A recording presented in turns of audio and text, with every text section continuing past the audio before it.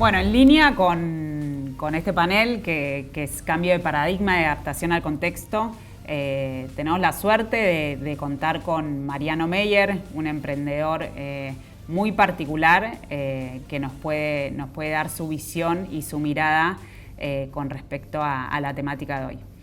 Así que Mariano, bienvenido. Muchas gracias por participar nuevamente a Argentina Visión 2020. Te escuchamos. Soy Mariano Meyer, muy contento de estar acá en el evento una vez más, ahora desde otro lugar. Cuando empezó este evento estaba en el sector privado, después tuve mi paso por el sector público, de servicio público, y ahora estoy de vuelta en el sector privado, desde diciembre, enero, que empezamos con una consultora que se llama Maria Venture Partners, con un grupo de amigos que trabajamos juntos y de otros lugares, entusiasmados con seguir trabajando con los ecosistemas emprendedores y los ecosistemas de innovación para potenciar el crecimiento de nuestro país. Y en ese sentido, el foco que le hemos puesto en esta nueva etapa tiene que ver sobre todo con un tema que nos encanta, que son las cadenas de valor. Parece un tema viejo, pero es más actual que nunca. Sobre todo por todo el proceso de transformación que están viviendo muchas de esas cadenas o de cruces, especialmente acelerado por o la aceleración de los procesos de digitalización. Hemos tenido muchas charlas estos días donde recordamos cómo cuando hace 20 años empezaba a tomar vuelo o empezaban los emprendimientos de comercio electrónico basados en Internet.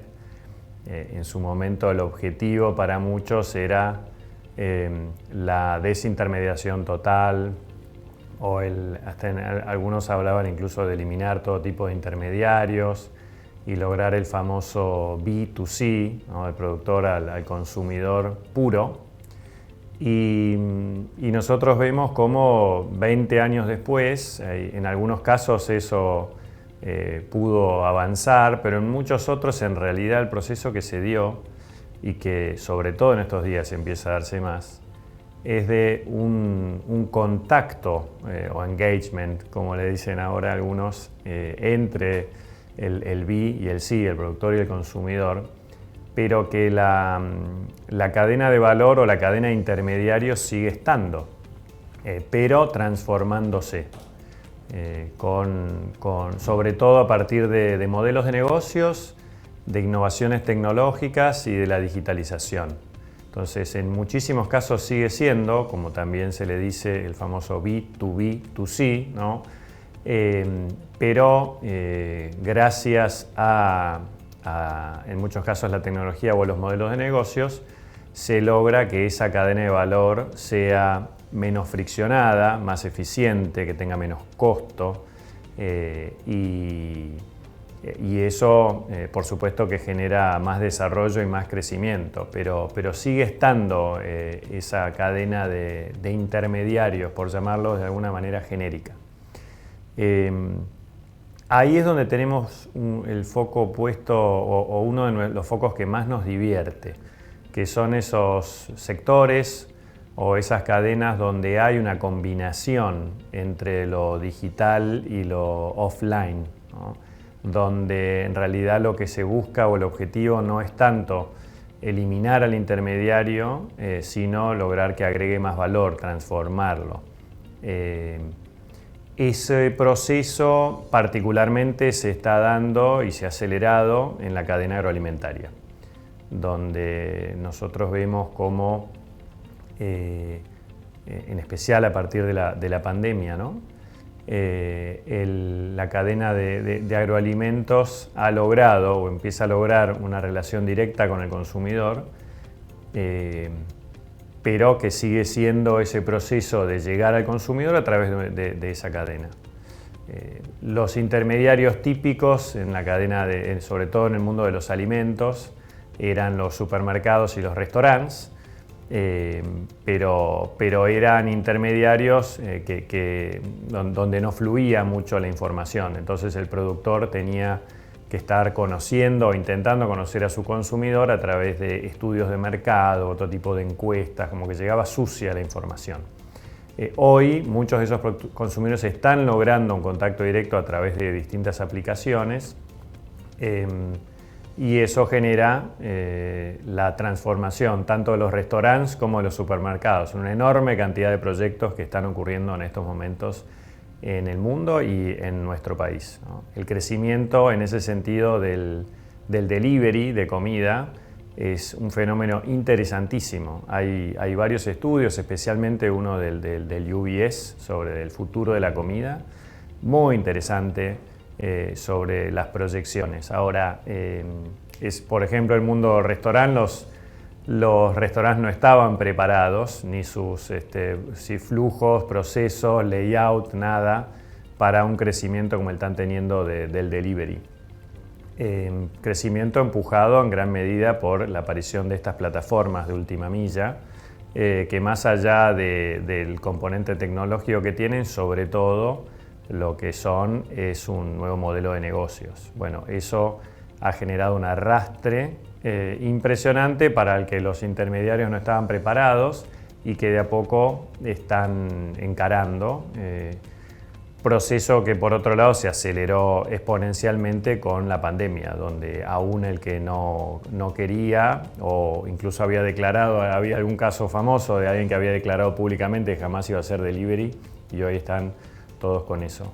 Ahora es interesante el fenómeno porque a lo largo de estos 20 años hubo una enorme cantidad de proyectos que hablaban de el campo a la mesa, ¿no? O el farm to table o el farm to fork, como dicen algunos. Y eso de alguna manera implicaba trabajar desde la oferta. Eran un montón de proyectos donde uno decía, bueno, producimos esto, vemos cómo le llegamos al consumidor, con un montón de limitaciones. Y lo que de alguna manera cambió a partir de estas plataformas de última milla sobre todo, es que hoy tenemos el dato muy preciso del consumidor, de la mesa, de qué es lo que quiere, cuándo, qué le gusta, de dónde viene, su grupo etario, qué otros gustos tiene, con procesos de analytics y de big data sobre esos consumidores, cruzando datos incluso de otros países que son apasionantes. Y por lo tanto hoy podemos encarar los proyectos desde la demanda. Y eso cambia el juego, porque a partir de ahora podemos ir para atrás en la cadena de valor, casi que diseñando los alimentos con un conocimiento mucho más preciso de qué es lo que están queriendo los consumidores, las tendencias, a dónde van, incluso cosas de lo que los consumidores todavía ni siquiera son conscientes, pero que por Big Data se puede saber qué otro tipo de gustos pueden tener. Por eso alguno empieza a hablar ya que no son más proyectos del campo a la mesa, sino de la mesa al campo, con todo un cambio de visión súper interesante. Y eso tiene un impacto enorme en el ecosistema de AgTech de la región y particularmente de Argentina, porque a mí me gusta en ese sentido y nos parecía importante, no sé si la palabra es dirigir, pero sí ayudar a los emprendedores, en particular de Argentina, a poder orientar mejor sus esfuerzos. Uno lo que notaba en el ecosistema AgTech es que había en muchos casos proyectos que, de nuevo, se armaban desde la oferta. Se pensaba o se desarrollaba una tecnología y después veíamos quién la podía usar o quién la podía llegar a pagar. Este enfoque desde la demanda creo que cambia bastante porque uno puede entender mejor quién puede llegar a usar esa tecnología y sobre todo empezar a ordenar también cuáles son los eslabones o los subsectores de una cadena de valor. Allí nos parece súper interesante el trabajo que hizo el BID, les recomiendo el último, donde habla de los 9 sectores que identifica Se los recomiendo a todos el informe muy completo. Hace poco Juanma Barrero escribió un artículo en La Nación sobre el tema, explicando los 9 sectores y algunas cuestiones más. Los voy a mencionar rápido porque me parece importante, ¿no? Los nuevos sistemas de producción, la mecanización y automatización de labores, la genética y producción de cultivos y animales, el Big Data y agricultura de precisión, los softwares de gestión y de educación, las plataformas de compra y venta y de tercerización, las tecnologías en el procesamiento, logística y distribución de alimentos, los productos y servicios alimentarios innovadores y después como un plus que es la bioenergías y los biomateriales. Todos esos hitos dentro de la cadena, que el BID muy bien empieza como a ordenarlos, permiten que cualquier emprendedor tecnológico pueda identificar mucho mejor dónde hay necesidades, dónde hay dolores, qué es lo que está pasando, qué competidores hay, y ayuda a orientar la innovación, que es uno de los grandes problemas que a veces teníamos y seguimos teniendo en Argentina, que es el no entender bien o no tener bien claro quién puede llegar a ser el usuario o el comprador de esa tecnología. Así que eso creo que le está dando un empuje muy grande al ecosistema AgTech en la región, sumado por supuesto al esfuerzo de un montón de organizaciones, como menciono de Year Lab o lo que está haciendo Nester, el Club AgTech. La verdad que es un momento súper interesante para el AgTech en la región y en Argentina. Es verdad que creemos los que estamos trabajando en esto hace mucho que todavía no hemos explotado todo el potencial. En el mismo informe del BID cuenta como de los 400 y pico de startups de AgTech mapeados, el 50% está en Brasil y en segundo lugar está la Argentina con menos del 25%. Cuando uno ve la calidad de los emprendedores argentinos y el potencial que tienen, uno aspiraría que podríamos estar mejor posicionados. Pero bueno, es un proceso largo el desarrollo de ecosistemas. En este sector tienen muy claro los tiempos que tiene la biología, pero nos parece que está empezando a acelerarse, que en ese sentido la pandemia, la parte, digamos, cuando uno logra abstraerse de la crisis, por supuesto, de la coyuntura, hay tendencias o cosas que están sucediendo que son interesantes para este sector de aceleración de la digitalización. Hay cada vez además más cruces con otras cadenas de valor y más conciencia. Por ejemplo, están empezando a aparecer cada vez más emprendimientos que tienen que ver con la sustentabilidad.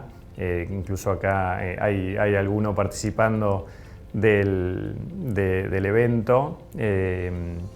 Y con el desperdicio de comida, que esa es una temática gigante que se está poniendo en evidencia en estos tiempos y hay cada vez más emprendedores buscando resolver esa problemática.